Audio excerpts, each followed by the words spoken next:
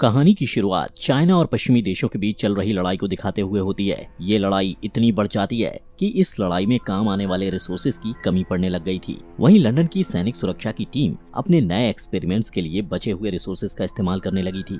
इन resources का इस्तेमाल करके मिलिट्री की टीम एक ऐसा आर्टिफिशियल ब्रेन बनाना चाहती थी जो मरे हुए सोल्जर्स को ठीक करके दोबारा जिंदा कर सकता था, और इस तरह ये लोग उन सैनिकों को एक नई जिंदगी देकर ऐसे मशीनी सोल्जर्स बना रहे थे जो उनके सारे ऑर्डर्स को बिना कोई सवाल किए माने, ताकि लड़ाई में उन मशीनी सोल्जर्स का इस्तेमाल करके दुश्मन का खात्मा किया जा सके। अब लंदन के इसी मिलिट्री बेस में डॉक्टर विंसेंट नाम का एक साइंटिस्ट था जो इस आर्टिफिशियल ब्रेन को सोल्जर्स में इम्प्लांट करता था। सबसे पहले डॉक्टर विंसेंट पॉल नाम के एक सोल्जर पर अपने बनाए हुए आर्टिफिशियल ब्रेन को इम्प्लांट करता है, जिससे पॉल जिंदा हो जाता है। असल में पॉल एक लड़ाई में 2 साल पहले मारा गया था। डॉक्टर विंसेंट देखना चाहता था कि इस आर्टिफिशियल ब्रेन इम्प्लांट के जरिए पॉल कैसे काम करता है, इसलिए वो पॉल का एक टेस्ट लेता है, लेकिन इसका रिजल्ट वैसा नहीं होता जैसा विंसेंट ने सोचा था, और इस वजह से वो थोड़ा परेशान हो जाता है। अब इस खराब रिजल्ट की वजह से विंसेंट और उसकी टीम के एक मेंबर के बीच बहस हो जाती है, क्योंकि उनका कहना था कि पॉल को खत्म कर देना चाहिए, जबकि विंसेंट उसे जिंदा रखना चाहता था। इसी दौरान पॉल एक पेन उठाता है और अचानक से विंसेंट को गले लगा लेता है। उसकी इस हरकत से विंसेंट काफी हैरान हो जाता है और उसे बैठने के लिए कहता है, लेकिन पॉल उसकी बात नहीं मानता और उसके सीने में पेन घोंप देता है, जिससे विंसेंट एक कंप्यूटर स्क्रीन के ऊपर गिर जाता है और पूरे स्क्रीन पर उसका खून बहने लगता है।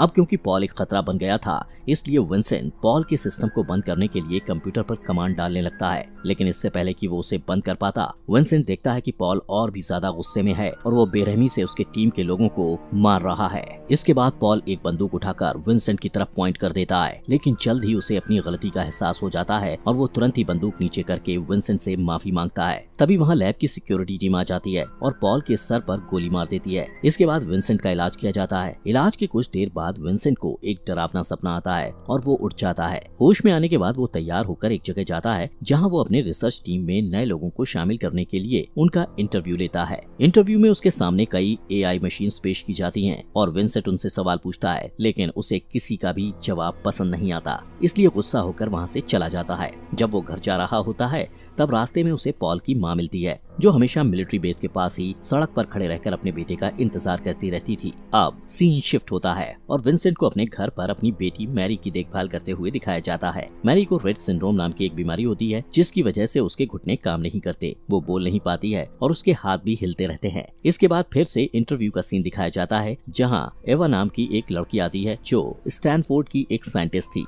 एवा विंसेंट के सामने अपना नया आविष्कार पेश करती है। वो अपनी AI मशीन के बारे में बताते हुए कहती है कि ये डेटा प्रोसेस पर काम नहीं करता, बल्कि रोजाना मिलने वाले इंफॉर्मेशन और उससे होने वाले एक्सपीरियंस पर काम करता है। विंसेंट उसकी बात पर गौर करता है और पूछता है कि AI मशीन को एक्सपीरियंस कहाँ से मिलता है। एवा बताती है कि आर्टिफिशियल इंटेलिजेंस के साथ रोज बातें करती है और उन्हीं बातों से उसे एक्सपीरियंस मिलता है। इसके बाद विंसेंट उस AI का टेस्ट लेता है और उसके नाम के साथ साथ उससे और भी कई सारे सवाल पूछता है। उसके जवाब से विंसेंट काफी इम्प्रेस होता है और टेस्ट के बाद एवा के इस आविष्कार के लिए उसकी तारीफ करता है और कहता है कि उसने बहुत अच्छी प्रोग्रामिंग तैयार की है, लेकिन एवा कहती है कि ये प्रोग्राम नहीं बल्कि मशीन है जो सारे सवाल के जवाब खुद ही देती है। इसके बाद विंसेंट सबके लिए 10 मिनट का ब्रेक अनाउंस कर देता है। एवा को लगता है कि उसे टीम में शामिल नहीं किया जाएगा, इसलिए वो उदास हो जाती है और अपना सामान लेकर जाने लगती है, लेकिन विंसेंट उसे रोकता है और उसे उसके AI के बारे में पूरी जानकारी देने के लिए कहता है। एवा भी अपनी समझदारी दिखाती है और कहती है कि अगर वो उसे अपनी टीम में शामिल करेगा तभी वो उसे सारी बात बताएगी। विंसेंट कहता है कि एवा को उसकी निगरानी में काम करना चाहिए, क्योंकि उसके पास क्वांटम कंप्यूटर और बहुत सारे फंड और बहुत अच्छी रोबोटिक टीम है। एवा को विंसेंट पर शक होने लगता है, इसलिए वो पूछती है कि उसका असली मकसद क्या है। विंसेंट कहता है कि सैनिक सुरक्षा विभाग ने उसके कई प्रोजेक्ट में उसका साथ दिया है और उसे लगता है कि एवा के इंटेलिजेंस का इस्तेमाल करके वो रिसर्च को आगे बढ़ा सकता है। एवा विंसेंट की बात मानने से इनकार कर देती है और कहती है कि वो नहीं चाहती कि उसकी इस मशीन का इस्तेमाल सरकार के लिए हथियार बनाने में किया जाए, लेकिन विंसेंट कहता है कि वो हथियार नहीं बल्कि इंटेलिजेंट मशीन बनाने का काम करता है। इसके बाद विंसेंट वहाँ से चला जाता है। सीन शिफ्ट होता है और एवा को ड्राइव करते हुए दिखाया जाता है, जो जॉब के लिए मिलिट्री बेस में जा रही थी, लेकिन रास्ते में ही उसे पॉल की माँ मिलती है, जो उसके कार का दरवाजा खोल के कहती है कि उसका बेटा मिलिट्री वालों के पास है।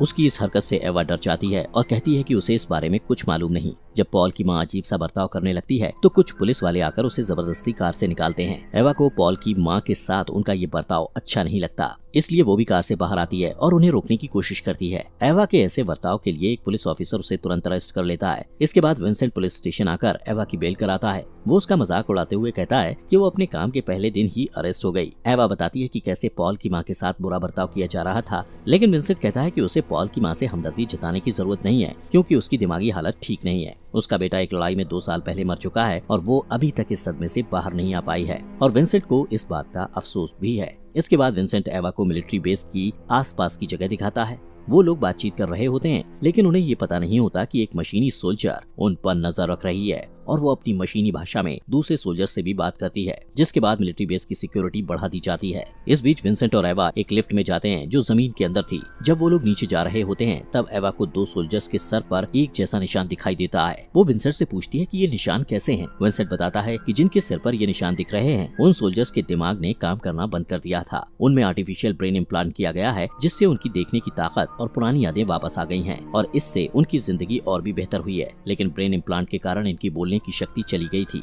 जिसकी वजह विंसेंट को भी नहीं मालूम थी। लेकिन वो कहता है कि इन सोल्जर्स ने अपनी खुद की मशीनी भाषा तैयार कर ली है, जिसके जरिए वो एक दूसरे से बात कर सकते हैं और उसके बारे में किसी को पता भी नहीं चलता है। इसके बाद वो दोनों लैब में जाते हैं जहां विंसेंट का क्वांटम कंप्यूटर था और उसे देखने के लिए एवा बहुत एक्साइटेड थी। वहां सैनिक सुरक्षा का हेड थॉमस होता है जो एवा को गौर से देखता है। कुछ देर बाद वो एवा से मिलता है और टीम में उसका स्वागत करता है। तभी एक फीमेल मशीनी सोल्जर वहां आ जाती है जिसका नाम सूरी था और ये वही सोल्जर थी जो विंसेंट और एवा पर नजर रख रही थी। इस बीच थॉमस एवा की फाइल देखता है जिसमें लिखा था कि बचपन में एवा ने एक पुलिस ऑफिसर के साथ कुछ बुरा बर्ताव किया था। थॉमस इस बारे में एवा से पूछता है और एवा कुछ कहने ही वाली होती है कि विंसेंट उसकी बात काटते हुए थॉमस से कहता है कि एवा को यहाँ पॉलिटिक्स के नहीं बल्कि रिसर्च के लिए लाया गया है। इसके बाद थॉमस भी उसकी बात से एग्री करता है और बात को बदलते हुए कहता है कि वो उन्हें कुछ दिखाना चाहता है। अब यहाँ थॉमस उन दोनों को एक कमरे में लेके जाता है जहाँ हमें जेम्स नाम का एक हैंडीकैप आदमी दिखाया जाता है। उसके दोनों हाथ नहीं थे और यहाँ उस पर आर्टिफिशियल हैंड इम्प्लांट करने की तैयारी हो रही थी। यहाँ बताया जाता है कि यह आर्टिफिशियल हाथ सिल्क से बना है जिस पर गोलियों और बम का भी कोई असर नहीं होता है। इस हाथ की एक ऐसी क्वालिटी थी कि वो किसी भी हाथ को टच करके उसके रंग रूप को अपना सकता था। ये सब देखकर एवा उससे पूछती है कि क्या वो लोग मशीनों को इंसानों की तरह बनाने की कोशिश कर रहे हैं। तो विंसेंट कहता है कि वो लोग इंसानों की तादाद को कम किए बिना ऐसी मशीन बना रहे हैं जो लोगों से बातचीत कर सकती है। इसके बाद जेम्स अपने हाथ की ताकत को आजमा कर देखता है और एवा जेम्स के हाथों की ताकत देखकर हैरान हो जाती है। अचानक जेम्स एवा से कहता है कि क्या वो उसे छू कर देख सकता है, क्योंकि वो फिर से किसी इंसान की स्किन को महसूस करना चाहता है। लेकिन विंसेंट ऐसा करने के लिए मना कर देता है क्योंकि जेम्स के हाथ में इतनी ताकत थी कि वो एवा का हाथ तोड़ भी सकता था। लेकिन फिर भी एवा उसकी बात ना मानते हुए जेम्स के हाथ पर अपना हाथ रख देती है और जेम्स उसकी स्किन को महसूस करता है। इसके बाद जेम्स उसे घुमाते हुए बाकी सबसे दूर ले जाता है और उसके कान में कहता है कि उसे एवा की मदद चाहिए और वो उसे एरिया 6 में आने के लिए कहता है। एवा काफी कंफ्यूज हो जाती है। अगले दिन विंसेंट एवा के ब्रेन को स्कैन करता है और उसे क्वांटम कंप्यूटर में सेव कर देता है। विंसेंट एवा से कई तरह के सवाल करता है ताकि वो उसके ब्रेन का डेटा ले सके। उसके सवाल धीरे धीरे पर्सनल होते जाते हैं। एवा उसे अपने पिता के साथ बिताए समय के बारे में बताती है। विंसेंट भी उसे बताता है कि वो बिल्कुल उसकी बेटी की तरह है क्योंकि उसकी बेटी को भी कंप्यूटर पसंद है। तभी एवा बात को घुमाकर उसे एरिया 6 के बारे में पूछती है। विंसेंट कहता है कि एरिया 6 में उन सोल्जर्स का इलाज किया जाता है जिनका ब्रेन डैमेज हो गया है, लेकिन एवा को लगता है कि वो कोई जेल है। विंसेंट कहता है कि वो इस बारे में उसे और कुछ नहीं बता सकता क्योंकि उसे इस बारे में कुछ पता नहीं है। ये कहकर वो वहाँ से चला जाता है। अगले दिन एवा लैब जाते वक्त एरिया 6 की तरफ चली जाती है। वो सबसे छुपते हुए वहाँ पहुँच जाती है और एक कांच की खिड़की से देखती है कि एरिया 6 बिल्कुल जेल की ही तरह है जिसे कई सारे गार्ड्स घेरे हुए हैं। यहाँ उसका शक यकीन में बदल जाता है। उसी वक्त कुछ मशीनी सोल्जर्स उसके पीछे आ जाते हैं और एवा बिना कुछ कहे वहाँ से चली जाती है जैसे कुछ हुआ ही ना हो। इसके बाद वो लैब में आती है जहाँ विंसेंट एवा के दिमाग को स्कैन करता है और इस बार एवा के इमोशन को चेहरे के एक्सप्रेशन की मदद से सेव किया जाता है। इस बीच विंसेंट पूछता है कि क्या वो लैब आते समय रास्ता भटक गई थी। एवा को समझ नहीं आता कि उसे क्या कहना चाहिए, इसलिए वो कहती है हाँ मैं रास्ता भटक गई थी। लेकिन विंसेंट को पता था कि वो झूठ बोल रही है और उसकी इस हरकत से नाराज होकर वो कहता है कि एवा को अपने काम से काम रखना चाहिए और वहाँ इधर उधर घूमना नहीं चाहिए। दूसरी तरफ सूरी थॉमसन को एक सीसीटीवी फुटेज दिखाती है और बताती है कि एवा ने एरिया 6 के बारे में जानने के लिए कंप्यूटर को हैक किया था। अगले दिन विंसेंट और एवा साथ मिलकर एक मशीन पर काम कर रहे होते हैं। ये मशीन सीधे एवा के दिमाग से जुड़ी हुई थी। इस बीच विंसेंट अपने बर्ताव के लिए एवा से माफी मांगता है। एवा कुछ नहीं कहती और तभी मशीन विंसेंट को बताती है कि एवा अभी भी उससे नाराज है। सीन शिफ्ट होता है और विंसेंट और एवा कार में होते हैं। एवा उससे पूछती है कि अगर उसे मिलिट्री वालों से नफरत है तो वो वहाँ इतने समय से काम क्यों कर रहा है।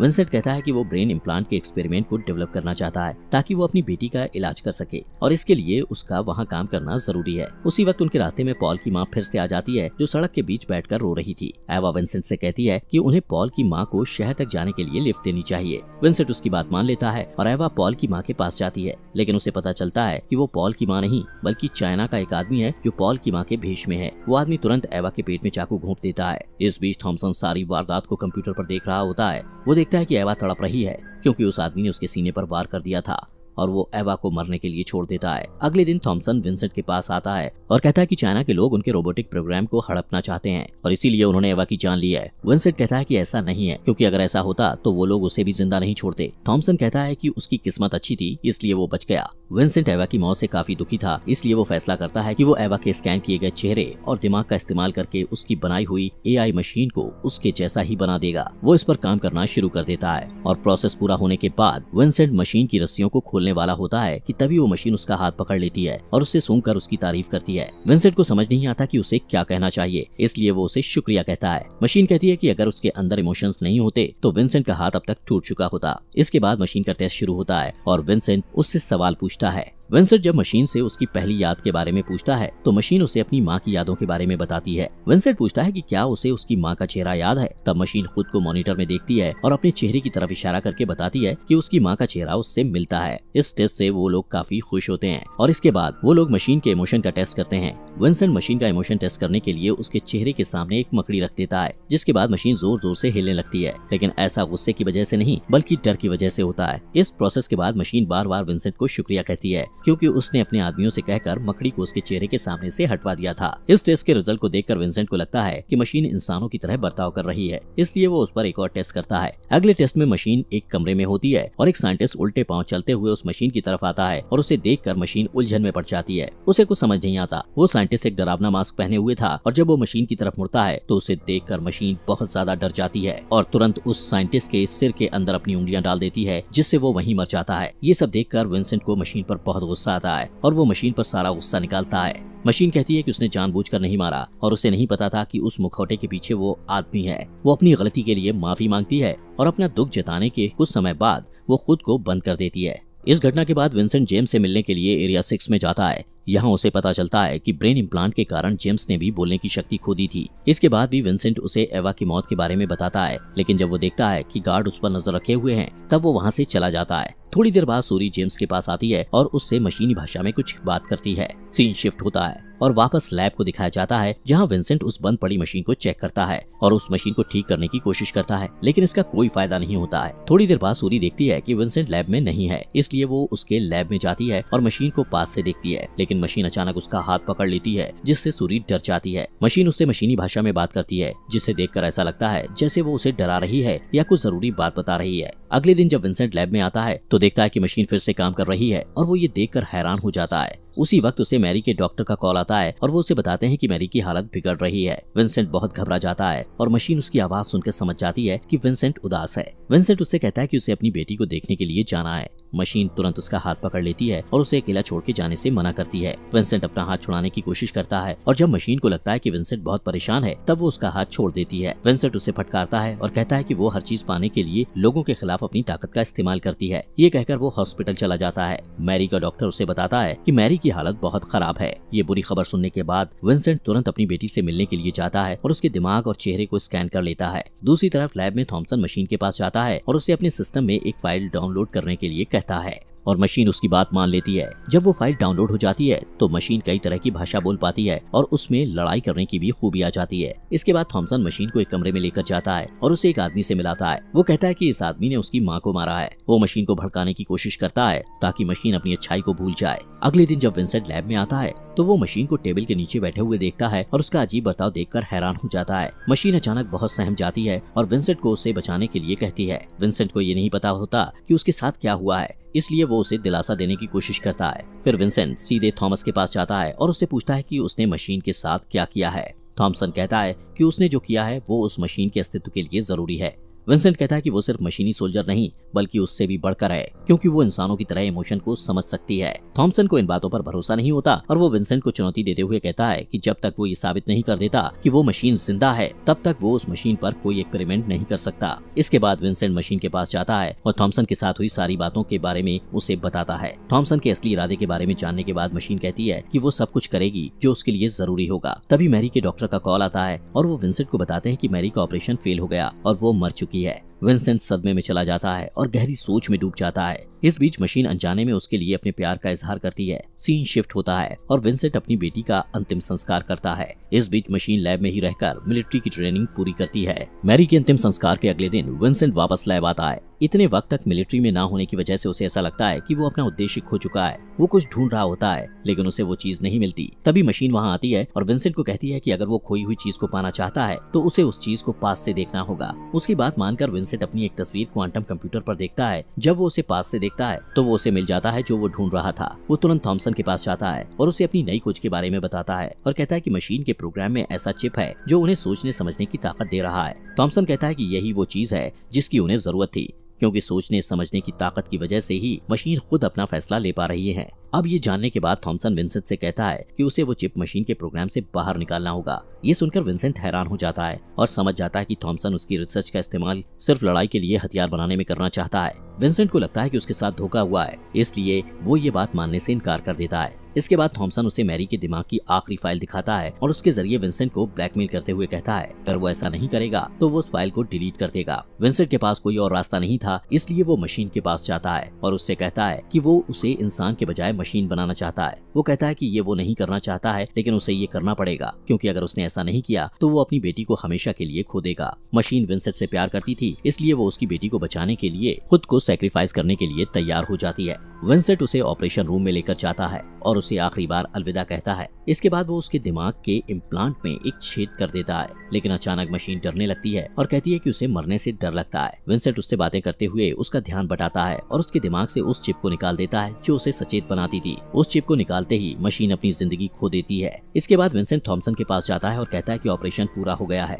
थॉमसन खुश होता है, लेकिन वो उसे डबल क्रॉस कर देता है और बताता है कि उसने प्रोग्राम को सेव करने के लिए उसकी बेटी की फाइल मिटा दी है। इस बात से विंसेंट बहुत ज्यादा गुस्सा हो जाता है, लेकिन इससे पहले कि वो कुछ कर पाता, थॉमसन के आदमी उसे पकड़ ले जाते हैं। कुछ दिन बाद मशीन पूरी तरह मशीन बन गई और अब वो लड़ाई में भी एक्सपर्ट हो गई थी। अब थॉमसन उसका आखिरी टेस्ट करने वाला था। इस बीच सूरी और बाकी सोल्जर भी अपने किसी प्लान को अंजाम देने की तैयारी कर रहे थे, जिसका इंतजार उन्हें बहुत समय से था। अब मशीन के आखिरी टेस्ट का दिन भी आ जाता है और एक मशीनी सोल्जर विंसेंट को एक कमरे में लेकर आता है जहाँ उसे बांध दिया जाता है। विंसेंट देखता है कि मशीन ने उसकी तरफ बंदूक साधी हुई है। इसके बाद थॉमसन मशीन से विंसेंट के सर पर गोली चलाने के लिए कहता है। मशीन बिना किसी हिचकिचाहट के बंदूक का ट्रिगर खींचती है, लेकिन बंदूक में गोली नहीं थी और विंसेंट रिलैक्स हो जाता है। यहाँ थॉमसन सिर्फ मशीन का टेस्ट करना चाहता था कि मशीन उसकी बात मानती है या नहीं, इसलिए उसने मशीन के हाथ में खाली बंदूक दी थी। वहीं दूसरी तरफ हम देखते हैं कि जिस साइंटिस्ट ने मशीन के ऑपरेशन के समय विंसेंट की हेल्प की थी, उसे ये बात पता चल गई थी कि विंसेंट ने जो चिप मशीन के दिमाग से निकाली है वो सोचने समझने वाली चिप नहीं,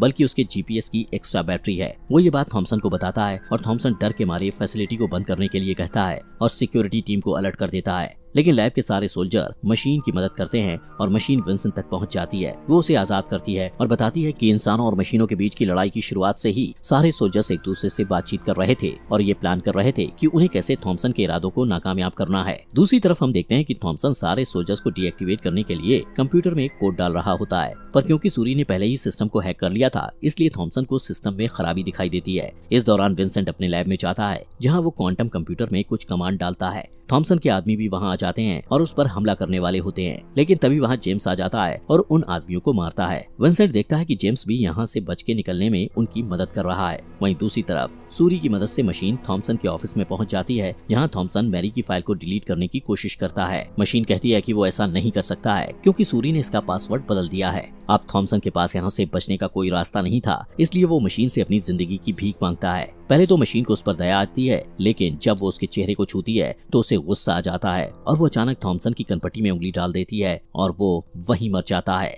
इसके बाद मशीन मैरी के दिमाग की फाइल को अपने सिस्टम में डाउनलोड करती है और विंसेंट के पास जाती है। वो विंसेंट को उस पर भरोसा करने के लिए कहती है। इसके बाद वो सब लोग मिलिट्री बेस से बाहर निकल जाते हैं और बाहर निकलने के बाद विंसेंट पॉल की माँ से मिलता है और उसे एक पेन ड्राइव देता है। वो उसे कहता है कि इसमें उसके बेटे के बारे में वो सारी जानकारी मौजूद है जो वो जानना चाहती है। सीन शिफ्ट होता है और हम देखते हैं कि विंसेंट मशीन और अपनी बेटी के साथ सूरज को डूबते हुए देख रहा है। दूसरी तरफ सारे मशीनी सोल्जर्स भी मिलिट्री बेस से निकलकर एक नई और आजाद दुनिया में कदम रखते हैं और इसी के साथ ये मूवी खत्म हो जाती है। दोस्तों, हमारे फॉक्स एक्सप्लेनर हिंदी चैनल को सब्सक्राइब करना मत भूलिए।